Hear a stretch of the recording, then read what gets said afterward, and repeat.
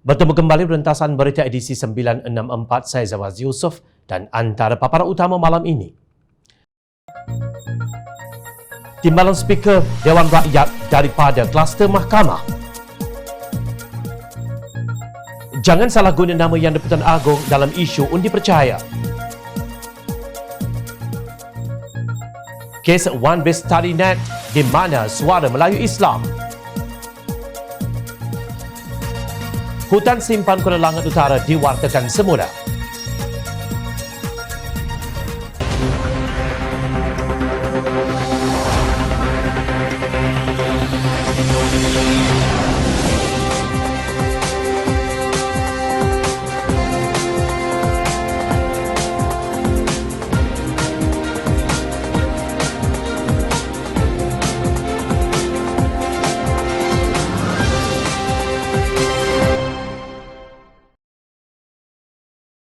Assalamualaikum dan salam sejahtera.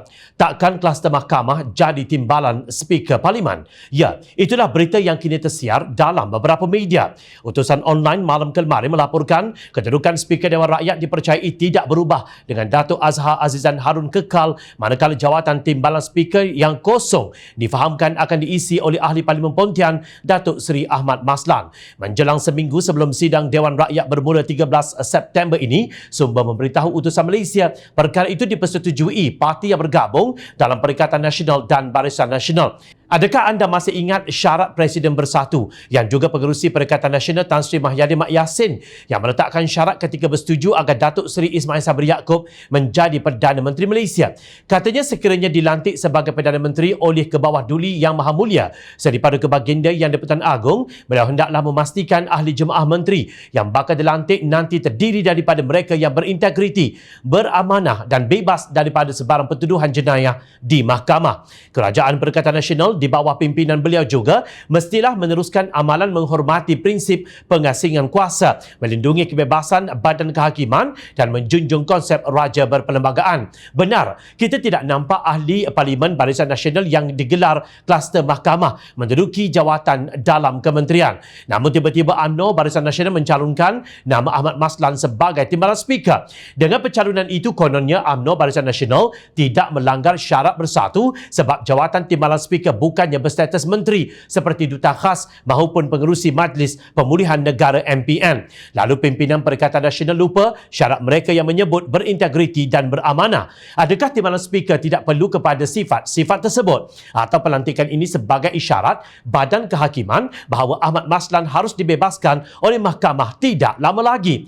Menurut Ketua Pembangkang Dewan Undangan Negeri Perak Dr. Abdul Aziz Bari yang juga pakar perlembagaan, kemuliaan dan ketinggian Parlimen, sebagai badan perundangan akan terjejas sekiranya kluster mahkamah dilantik sebagai timbalan Speaker. Sepatutnya beliau perlu melalui proses undang-undang dan tidak diberikan kedudukan serta peranan yang sedemikian penting di Parlimen, katanya, seperti dipetik Free Malaysia Today. Untuk rekod, Ahmad Maslan dihadapkan ke mahkamah atas tuduhan di bawah Seksyen 32 Akta Pencegahan Pengubahan Wang Haram dan Pencegahan Pembiayaan Keganasan 2011 pada 21 Januari tahun lalu. Dalam kegairahan UMNO memberi imbuhan kepada pimpinan mereka dengan jawatan dalam kerajaan, mereka secara bersahaja dan sengaja membelakangkan bukan sahaja kepentingan rakyat, malah mengabaikan teguran dan pesanan Raja-Raja Melayu yang mahukan kerajaan baharu ini bersih daripada mereka yang terlibat dalam penyalahgunaan kuasa. Melihat kepada cadangan ini, nampaknya reformasi yang dilaungkan itu hanyalah retorik politik dan sekadar meneruskan budaya pimpinan kerajaan sebelumnya, tegas Aziz seperti dipetik. Nampaknya Ahli Parlimen UMNO Pengerang Datuk Seri Azalina Osman Said yang meletakkan jawatan sebagai timbalan Speaker Dewan Rakyat pada 23 Ogos lalu jauh berintegriti dan beramanah. Dalam satu kenyataan, beliau melontarkan harapan pengambilan keputusan dan tanggungjawab bersama tidak berat sebelah, keadilan dan budaya saling menghormati adalah ciri-ciri penting yang saya inginkan di Parlimen Malaysia. Saya telah meletakkan jawatan saya hari ini untuk mengosongkan kerusi supaya kerajaan dan pembangkang mempunyai lebih banyak ruang untuk membuat penetapan semula Dewan Rakyat agar Dewan Rakyat yang mulia ini dapat benar-benar berfungsi sebagai forum persaingan profesional dan kerjasama antara parti mengenai polisi dan urus tadbir. Sebenarnya di Dewan Rakyat terdapat ramai calon lain yang sesuai untuk jawatan tersebut, termasuk dari UMNO. Takkan pucuk pimpinan UMNO tidak percaya kepada ahli Parlimen sendiri. Peguam Kanan Muhammad Hanif Katri berkata kenyataan Peguam Negara Tan Sri Idrus Harun yang bertarikh 3 September yang berpendapat bahawa mana-mana usul undi percaya akan menggugat kuasa prerogatif yang Di-Pertuan Agong dalam melaksanakan tanggungjawab keperlembagaan baginda berkaitan lantikan Perdana Menteri ke-9 Datuk Seri Ismail Sabri Yaakob adalah satu kekhilafan. Namun kata Hanif lebih mengejutkan lagi apabila Menteri Parlimen dan Undang-Undang Datuk Seri Wan Junaidi Tunku Jaafar berkata yang Di-Pertuan Agong memberi perkenan agar undi percaya tidak dilaksanakan terhadap Perdana Menteri Ismail Sabri Yaakob di Parlimen. Hanif memetik kenyataan Wan Junaidi yang diterbitkan oleh Malaysia Kini dalam hujahnya. Perlembagaan Persekutuan telah beri kuasa besar kepada Agong untuk lantik Perdana Menteri yang diyakininya mempunyai sokongan majoriti dan ketika itu 114 ahli parlimen menyokong Ismail Sabri. Ini bukan anggapan lagi. Ahli parlimen memang menghadapi Agong untuk mengatakan sokongan. Jadi dalam masa singkat, saya tidak lihat mereka mengubah pendirian. Jika tempoh masa 6 atau 7 bulan, mungkin ada yang ubah fikiran. Jadi berdasarkan ini, Agong berkenan undi percaya tak perlu diadakan, ujar Wan Junaidi. Katanya perkara itu dimaklumkan dalam mesyuarat Kabinet. Hanif juga memetik kenyataan Timbalan Menteri Komunikasi dan Multimedia Datuk Zahidi Zainul Abidin yang berkata yang Di-Pertuan Agong memaklumkan perkara itu kepada Ismail Sabri. Agong tak titah untuk undi percaya sekarang. Agong ada titah sebelum ini tetapi tidak selepas pelantikan. Tanya Agong jika tuanku mahu ia dilaksanakan. Jika Agong mahu, kita akan lakukan kerana ia kuasa tuanku. Katanya seperti dipetik Malaysia Kini. Menurut Hanif, kenyataan kedua-dua anggota dalam kerajaan Ismail Sabri Yaakob iaitu Wan Junaidi dan Zahidi bukan sahaja pelik, malah mencurigakan. Beliau berkata dari segi perundangan, kenyataan mereka berdua itu berbentuk dengar cakap berganda atau double hearsay yang tiada nilai langsung. Ini kerana apa yang dimaksudkan daripada kenyataan mereka itu adalah Wan Junaidi menyampaikan kepada pengetahuan umum apa yang dikononnya Ismail Sabri beritahu mereka, yang kononnya diberitahu kepada Ismail Sabri oleh yang Di-Pertuan Agong. Kenapakah Ismail Sabri Yaakob sendiri tidak keluarkan kenyataan itu? Kenapakah tidak ada lagi mana-mana kenyataan rasmi Istana Negara yang dikeluarkan berkaitan perkara ini? Walhal isu usul undi percaya telah disentuh dengan jelas dalam titah ke bawah duli yang Di-Pertuan Agong melalui kenyataan media Istana Negara yang bertarikh 18 Ogos 2021. Soal Hanif, beliau menasihatkan Ismail Sabri dan kerajaan agar menampilkan adat yang sopan dalam menangani isu berkaitan titah yang Di-Pertuan Agong dan tidak secara sembrono menyalahgunakan nama dan kedudukan baginda sehingga boleh mencetuskan persepsi bahawa Ismail Sabri dan kerajaannya sudah memerlukan sandiwara dalam amalan salah guna nama yang Di-Pertuan Agong. Sebagai rumusan secara objektif dan dalam mematuhi kepada adat dan konvensyen serta semangat Perlembagaan Persekutuan, selagi belum ada mana-mana kenyataan rasmi dari Istana Negara berkaitan perkara ini, titah ke bawah duli yang Di-Pertuan Agong berhubung keperluan Ismail Sabri Yaakob untuk sesegera mungkin membawa usul undi percaya bagi mengesahkan sokongan majoriti di Dewan Rakyat itu masih sah dan terpakai dan terikat, tegas Hanif.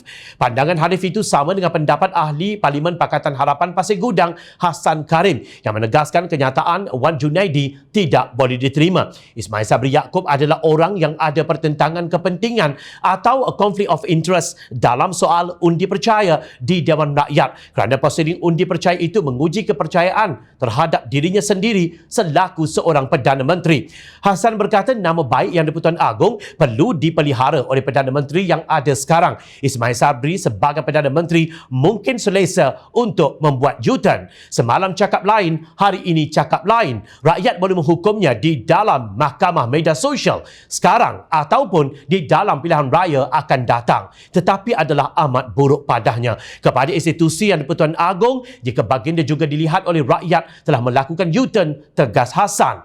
Kalau sudah ada 114 menyokongnya, apa yang Ismail Sabri takutkan? Pertanyaan ini ditimbulkan oleh Pengarah Komunikasi Amanah Nasional Khalid Abdul Samad menyatakan rasa heran mengapa Ismail Sabri begitu gentar dengan usul tersebut sedangkan beliau mempunyai 114 sokongan ahli parlimen sebelum ini.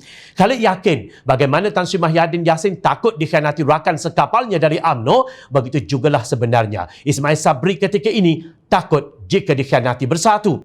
Ya, ni yang pelik ni. Ya, ni yang pelik ni.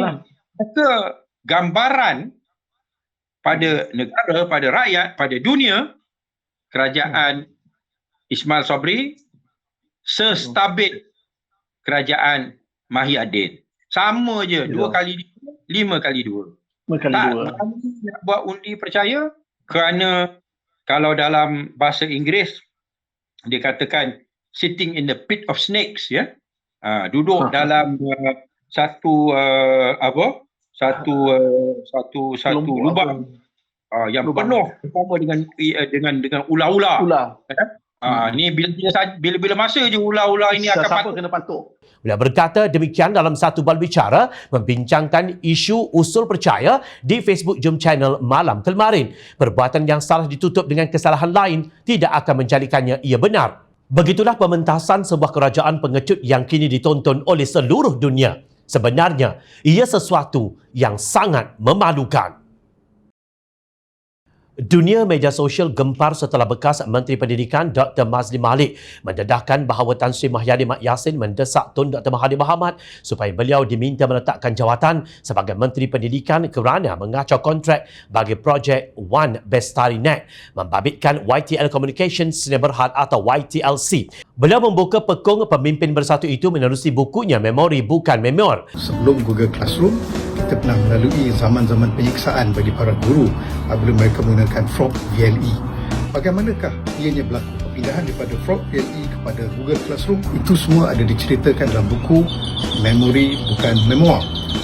Saya selitkan juga cerita apakah implikasi pertekanan tersebut yang telah menyebabkan saya terpaksa memulangkan jawatan kepada Perdana Menteri pada waktu itu. Bukan Jom Channel mahu bersikap resis, tetapi amat jelas One Bestari Net mendapat pelindungan seseorang walaupun ia memberi perkhidmatan yang buruk seperti yang didedahkan oleh Ketua Setiausaha Kementerian Pendidikan Datuk Dr. Muhammad Ghazali Abbas pada 5 Julai 2019 yang turut disiarkan bernama. Jom Channel ingin mengulangi laporan pada 8 September lalu supaya lebih jelas. Menurut Muhammad Ghazali, YTLC diberi kontrak One Bestari Net Fasa 1 sejak 13 Disember 2011. Kontrak telah dilanjutkan sebanyak 7 kali sebelum kontrak fasa kedua bermula pada 1 Julai 2016 tamat dan 30 Jun tahun 2019. Beliau menjelaskan mengapa kontrak YTLC tidak dilanjutkan. Antara lain tawaran YTLC ditolak kerana terdapat kos tersembunyi. YTLC tidak pernah membayar caj elektrik struktur menara telekomunikasi yang dipasang di sekolah, kata Muhammad Ghazali dalam satu kenyataan seperti dipetik bernama. Beliau memberi contoh bahawa kos caj elektrik sebanyak 41 juta ringgit melibatkan 2,715 tapak menara telekomunikasi tidak pernah dibayar syarikat berkenaan tetapi ditanggung oleh pihak kementerian. Selain itu, kata Muhammad Ghazali, kerajaan juga berpotensi kehilangan pendapatan penyewaan komersial menara telekomunikasi sebanyak 32 juta ringgit setahun jika khidmat YTLC diteruskan. Mulai 1 Julai 2019, sekolah dan pusat kegiatan guru PKG di seluruh negara menerima perkhidmatan internet dari Telekom Malaysia, Celcom dan Maxis, manakala platform Frog VLE disediakan oleh YTLC diganti dengan Google Classroom. Pada 12 November 2014, Yasrul Awani menyiarkan pujian Transparency International Malaysia atau TIM terhadap ketelusan Jabatan Audit Negara di atas kejayaannya membentangkan laporan Ketua Audit Negara tahun 2013 seri ketiga. Presiden TIM ketika itu, Datuk Akbar Sattar, menyentuh mengenai laporan berhubung projek One Bestari Net yang menyasarkan usaha penyediaan jalur lebar 4G berkelajuan tinggi di lebih 10,000 sekolah di seluruh negara, termasuk platform persekitaran pembelajaran virtual atau VLE untuk e-pembelajaran. Sebanyak 89% daripada 46 buah sekolah yang diselidik dan lebih 70% daripada 491 maklum balas mendedahkan bahawa liputan One Bestari Net tidak sampai keseluruhan kawasan sekolah. Masih terdapat akses yang terhalang walaupun dalam perimeter sekolah. Begitupun laporan Ketua Audit Negara mendedahkan bahawa sambungan internet kepada 4,176 pengguna sasaran telah terlewat selama 439 hari tanpa dikenakan penalti. Ia sepatutnya disiapkan pada bulan Jun tahun 2014 menurut laporan. Kontraktor yang dilantik dalam projek tersebut tidak sepatutnya lepas daripada tanggungjawab walaupun dengan denda berjumlah 2.4 juta ringgit atas kelewatan itu, kata akhbar yang mencadangkan Kementerian Pendidikan mengambil pendekatan undang-undang atas kegagalan pihak terbabit. Dr. Mazli Malik meletakkan jawatan sebagai Menteri Pendidikan berkuat kuasa pada 3 Januari 2020. Hari ini satu dunia sedang memerhatikan satu lagi kes dalam kementerian yang sama. Isteri bekas Perdana Menteri Datuk Seri Najib Razak, Datin Seri Rosmah Mansur kini sedang berhadapan dengan 3 pertuduhan rasuah yang dikenakan kepadanya. Pada 15 November 2018, Rosmah dibicarakan atas 2 pertuduhan meminta 187.5 juta ringgit dan menerima 1.5 juta ringgit untuk projek membekalkan tenaga solar kepada sekolah-sekolah luar bandar di Sarawak. Menurut pendakwaan, ia sebagai dorongan untuk membantu syarikat Jepak Holdings mendapatkan projek berpadu dan penyelenggaraan dan pengendalian genset diesel hybrid photovoltaic solar system untuk 369 sekolah luar bandar di Sarawak yang bernilai 1.25 bilion ringgit melalui rundingan langsung dari Kementerian Pendidikan. Maknanya di sini bukan hanya One Bestari Net, tetapi wujudnya projek-projek lain untuk sekolah yang disulami dengan unsur-unsur penyelewengan dan amat tidak menepati kehendak Sustainable Development Initiative atau SDI yang digempar-gemburkan kerajaan selama ini.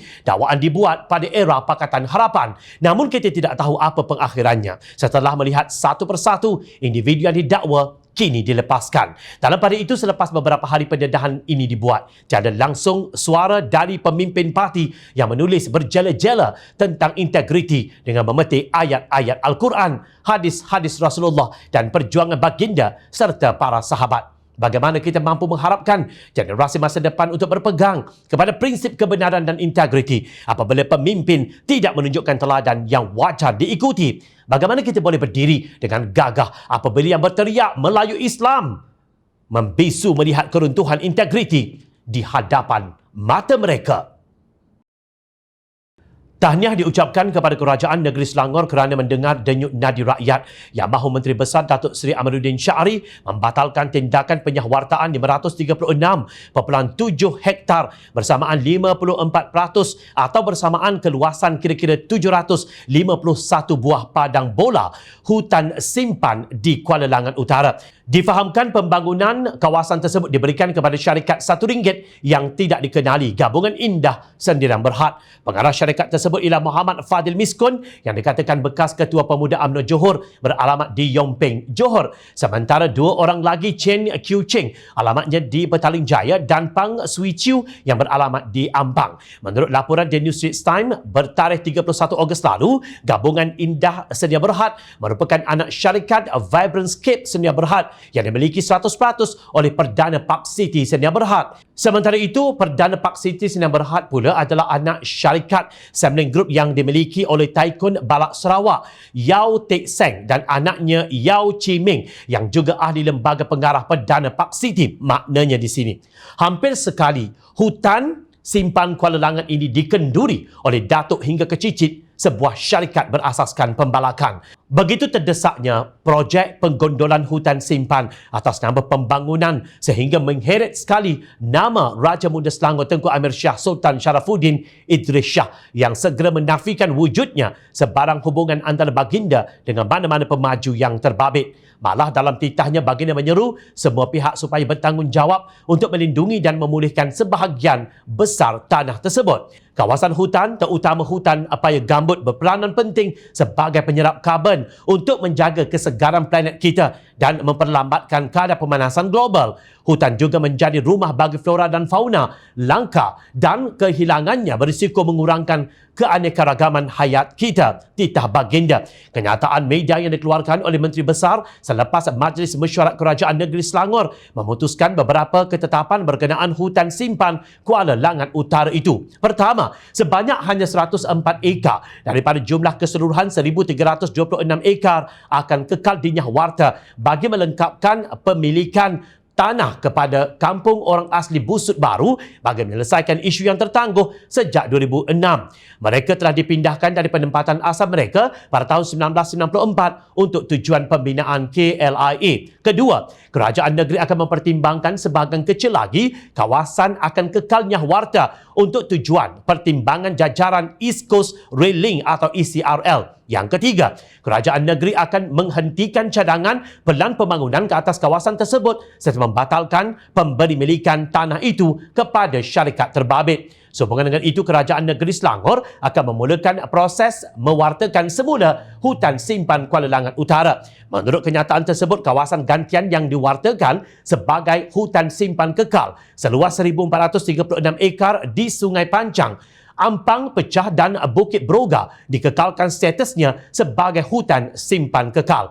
Bagaimanapun, Kerajaan Negeri menegaskan bahawa segala proses penyahwartaan sebelum ini telah mengikuti segala prosedur dan tata cara yang dinyatakan mengikut lunas undang-undang. Sebagai sebuah kerajaan yang berteraskan prinsip accountability, Kerajaan Negeri akan menulis surat kepada YB Speaker Dewan Negeri Selangor untuk mengadakan sidang jawatan kuasa pilihan khas keupayaan, kebertanggungjawaban dan keterusan atau SALKAT bagi menjawab sebarang isu yang dibangkitkan berkenaan dengan penyahwartaan sebelum ini. Katanya, anggaplah ini sebagai satu pengajaran. Inilah kemenangan rakyat dalam melawan usaha pihak tertentu untuk menjarah hutan simpan demi menambah kekayaan peribadi. Ingat, rakyat sentiasa memerhati. Teruskan bersama kami di Jom Channel dan layar reporter jomchannel.net untuk mendapatkan berita politik tanah air. Saya Zawaz Yusof. Terima kasih untuk perhatian yang anda berikan. Assalamualaikum. Salam sejahtera. Kita jumpa lagi.